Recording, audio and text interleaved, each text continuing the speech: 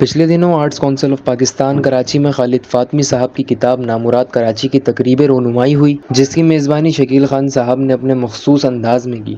شہر نامراد کی تقریب رونمائی ہے، وہ شہر نامراد کہ جس کا نام کراچی ہے۔ شہر ناپرساں تیرے سب لوگ رخصت ہو گئے، رہ گیا میں راستوں کی خاک اڑانے کے لیے۔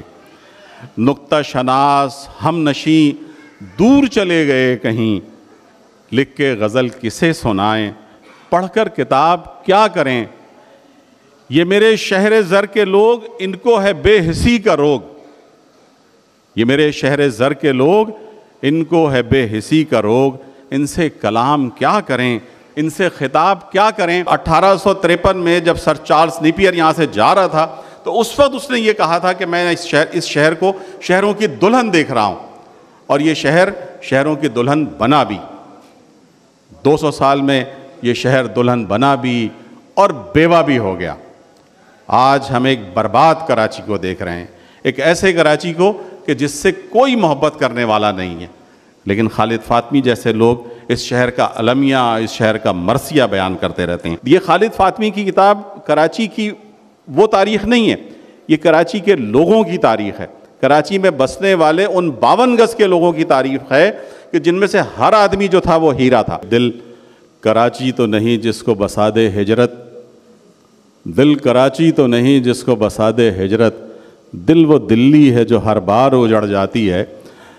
اور یہ شہر تو پروین شاکر کے اس شعر کی طرح ہے کہ وہ کہیں بھی گیا لوٹا تو میرے پاس آیا، بس یہی بات ہے اچھی میرے ہرجائی کی۔ تو یہ اس شہر کا تو ہر جائی اس کی طرف واپس آتا ہے۔ پروین راؤ صاحبہ نے اس کتاب اور صاحب کتاب پر تبصرہ کیا اور کچھ اقتباس پڑھ کر سنائے۔ نامراد کراچی عنوان پڑھ کر دل پر چوٹ سی لگتی ہے۔ یہ شہر تو وہ مرادیں برلانے والا شہر ہے کہ جس شخص کی پاکستان کے کسی بھی کونے میں بات نہ بن رہی ہو، ہنر بھی معمولی ہو، اور وہ کراچی میں داخل ہوا تو اسے اپنے ہنر سمیت کسی ہر چیز کو کامیابی سے بلندیوں پہ پہنچا سکتا ہے اگر اس کے پاس تھوڑا سا ہنر موجود ہو۔ خود کراچی کتنا زخمی ہے، خود کراچی کتنا نامراد ہے، یہ وہ بحث ہے جو ابھی ادبی پیمانے پہ ہونا باقی ہے۔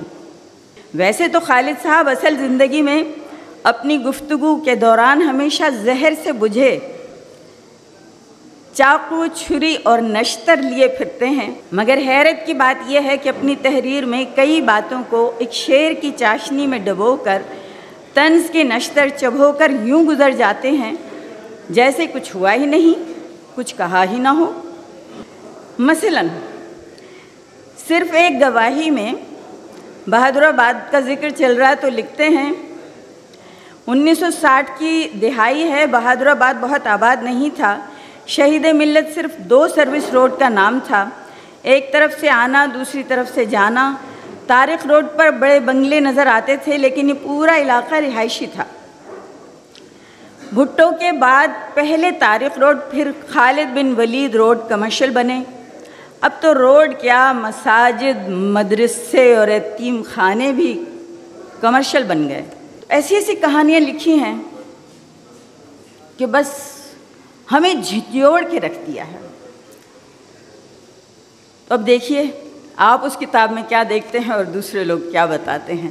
بہت شکریہ۔ وقار عظیم فاطمی صاحب نے کتاب میں سے کچھ جملے پڑھ کر سنائے۔ اس کتاب میں شامل کچھ خاص قسم کے جملے آپ کی نظر کروں گا۔ صاحب مصاحب سے یہ ایک سطر کہ موبائل خاموش تھا لیکن وائبریشن پر چل رہا تھا، بالکل اسی طرح جیسے بچے بڑے ہو جائیں تو والدین کے آپس کے رشتے صرف وائبریشن موڈ تک ہی محدود ہو جاتے ہیں۔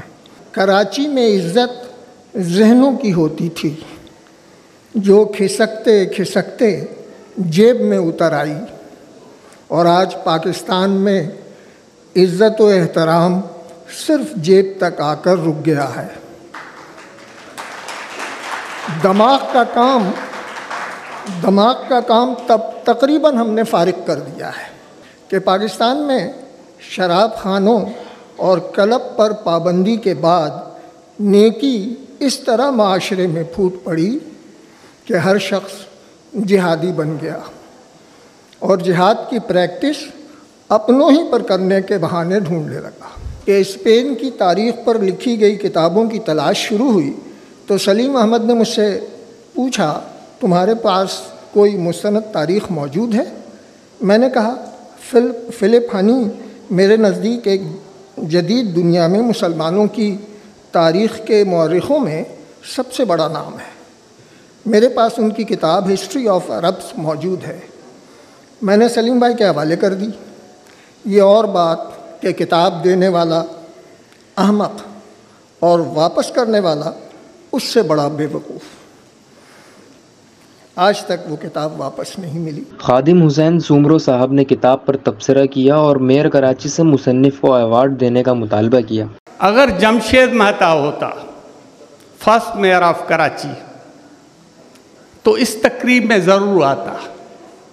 مجھے افسوس ہے کہ فادر آف کراچی مرتضیٰ وہاب کو یہاں ہونا چاہیے تھا، اسے پتہ پڑے کہ کراچی کیا تھا، کراچی 60s میں کیا تھا، کراچی 70s میں کیا تھا، کراچی بائی نائٹ کیسے تھا، اس کو اجاگر کیا ہے، ریوائول کیا ہے مسٹر فاطمی صاحب نے۔ فاطمی صاحب نے وہ چیزیں ہمیں بتائی ہیں اس کتاب میں جو ہمارے نسل کو پتہ ہی نہیں ہے جو ہے وہ۔ اس لیے ناؤ اڈیز this is city of warlords and underworld. آج وہ کراچی جس کے لیے نیپیر نے کہا تھا جب جا رہا تھا 1847 میں کہ ایک کراچی میں جب واپس آؤں تو مجھے یہ آرزو ہے میری کہ میں تمہارا حسن و کمال اور جمال آ کے دیکھوں۔ اردو ادب میں نے فکشن تو دیکھے ہیں، ناول دیکھے ہیں، اسٹوریز دیکھی ہیں، لیکن یہ واحد کتاب ہے جس میں جھوٹ نہیں ہے۔ وہ جو انہوں نے چرس کے اڈے پہ گئے ہیں وہ بھی انہوں نے لکھا ہے، بازار حسن میں گئے ہیں کیسے وہاں بھاگے ہیں، پولیس کا چھاپا پڑا ہے وہ بھی اس نے اس میں لکھا ہے، اور بہت ساری چیزیں ایسی لکھی ہیں کہ وہ سارا سچ لکھا ہے، اپنے متعلق ہی سچ لکھا ہے۔ میں مسٹر مرتضیٰ وہاب جو بیرسٹر بھی ہیں، پتہ نہیں کیا کچھ ہیں، اس کو ریکویسٹ کروں گا کہ فاطمی صاحب کو اس کتاب لکھنے پہ ایوارڈ دیں، کیونکہ ہم نے آنکھوں جیسی، ہم اپنے آنکھوں سے 60s کی کراچی دیکھ رہے ہیں۔ عقیل عباس جعفری صاحب نے اس کتاب کو کراچی کا نوحہ قرار دیا اور ساتھ ہی کتاب میں موجود غلطیوں کی بھی نشاندہی کی۔ ہمارے دوست خالد فاطمی نامراد کراچی کے ساتھ نمودار ہوئے ہیں۔ اس کتاب کا نام بڑا معنی خیز ہے۔ یہ کتاب کراچی کی تاریخ نہیں بلکہ کراچی کا نوحہ ہے، اور اس کا نام بھی اس کی عکاسی کرتا ہے۔ یہ اس زمانے کی روداد ہے جو ہم سب پر بیتی ہے۔ اس کے کردار ہمارے جانے پہچانے ہیں، اس کے واقعات ہم سب کے چشمدید ہیں۔ جو جاننا چاہے کہ روشنیوں کا شہر کس طرح اندھیروں کی آماجگاہ بنتا ہے، اسے یہ کتاب ضرور پڑھنی چاہیے۔ اس کتاب میں املا اور حروف کی درستی کا بے انتہا خیال رکھا گیا ہے۔ ظاہر ہے جس کتاب پر عالی مقام شکیل عادل زادہ نظر ڈال لیں اس میں املا کی غلطی کا امکان ہی نہیں رہتا۔ البتہ ایک بات میں ضرور کہوں گا، اور وہ یہ کہ اس کتاب میں شامل بعض واقعات کی صحت کا خیال نہیں رکھا گیا۔ مثلا 1970 کے انتخابات میں مغربی پاکستان کے حصے میں قومی اسمبلی کی 200 نہیں بلکہ صرف 138 نشستیں آئی تھیں، جس میں پاکستان پیپلز پارٹی نے 150 نہیں بلکہ صرف 81 نشستیں حاصل کی تھیں۔ علامہ اقبال کے بڑے بیٹے آفتاب اقبال بھی احمدی نہیں تھے، اور خود خالد فاطمی کے بقول مسلمانوں کے قبرستان سخی حسن میں آسودہ خاک ہیں۔ ایسے ہی چند ایک اور واقعات ہیں جو میں آج نہیں بلکہ خالد فاطمی سے بعد میں عرض کروں گا۔ آج تو میں صرف یہ کہنا چاہتا ہوں کہ جس طرح مائتھولوجی میں ققنس نامی پرندہ اپنی راکھ سے ایک مرتبہ پھر زندہ ہو جاتا ہے، اسی طرح مجھے امید ہے کہ یہ نامراد شہر بھی اپنی راکھ میں رقص کر کے ایک مرتبہ پھر زندہ ہو جائے گا۔ کاشف رضا صاحب نے نامراد کراچی کو کراچی کی آپ بیتی قرار دیا۔ کتاب کے بارے میں یہ کہنا چاہوں گا کہ آپ بیتی کے دو طریقے ہیں کہ ایک تو بندہ اپنی آپ بیتی لکھے، اس میں بڑا دلچسپ انداز اختیار کیا گیا ہے کہ یہ آپ بیتی ان کی اپنی بھی ہے اور اس شہر کی بھی ہے، یا جیسے کہا جائے کہ شہر کے ساتھ میری زندگی، کہ شہر کے ساتھ کیسے انہوں نے دیکھا۔ دوسرا یہ کہ جو آدمی مسلسل کراچی میں ہی رہتا چلا جا رہا ہو 50 سال سے 40 سال سے 30 سال سے، تو اسے یہ تبدیلی نظر نہیں آتی۔ جیسے ایک شہر گریجولی تبدیل ہو رہا ہوتا ہے، اسے اس کو محسوس نہیں ہوتا، وہ نامحسوس انداز سے وہ تبدیلی ہوتی رہتی ہے، وہ اس کے بارے میں لکھ نہیں سکتا۔ لیکن جو آدمی باہر چلا جائے اس کے بعد آ کر دیکھے، پھر اسے وہ تبدیلیاں محسوس ہوتی ہیں۔ تو خالد فاطمی صاحب باہر گئے، اس کے بعد انہوں نے کراچی کو ایک اجنبی کی نظر سے دیکھا۔ اس کتاب میں کراچی آپ کو ایک اپنے کی نظر سے بھی نظر آئے گا کہ کراچی میں رہنے والا، کراچی کا اپنا شہری کراچی کو کیسے دیکھ رہا ہے، اور ایک پرایا آدمی، جسے پرایا کہنا تو نہیں چاہیے، اوپرا اجنبی، جو کراچی میں ایک اجنبی کی طور پر داخل ہوتا ہے اور پھر اس کو دیکھتا ہے تو پھر اس کو کراچی کیسا لگتا ہے۔ مستقبل میں جو ہمارے لکھنے والے آئیں گے ان کے لیے اس طرح کی کتابیں بڑی اہم ہیں، اور میں بہت شکریہ ادا کرتا ہوں خالد فاطمی صاحب کا کہ انہوں نے یہ یادیں لکھی۔ اخلاق احمد صاحب نے کہا کہ نامراد کراچی کو پڑھتے ہوئے آپ ہنستے بھی جائیں گے اور ساتھ ہی ساتھ روتے بھی جائیں گے۔ یہ جو نامراد کراچی کتاب ہے یہ ہمیں یاد دلاتی ہے کہ یہ محض نوسٹیلجیا نہیں ہے، بہت بڑی تبدیلی ہے، اور وہ تبدیلی ایسی ہے جو کاشف نے بالکل ٹھیک کہا کہ بہت غیر محسوس طریقے سے آتی ہے۔ اس شہر میں رہنے والوں کو پتہ بھی نہیں چلتا کہ وہ کیسے بدلتے جا رہے ہیں، ان کی روایت کیسے بدلتی جا رہی ہے، ان کی عادتیں کیسے بدلتی جا رہی ہیں، وہ کیسی زیادتیوں کے عادی ہوتے جا رہے ہیں، وہ کیسے ظلم کا شکار ہوتے جا رہے ہیں، وہ کیسی محرومی میں جا رہے ہیں۔ وہ اتنے آہستہ آہستہ سب کچھ ہوتا ہے کہ آپ کو پتہ نہیں چلتا۔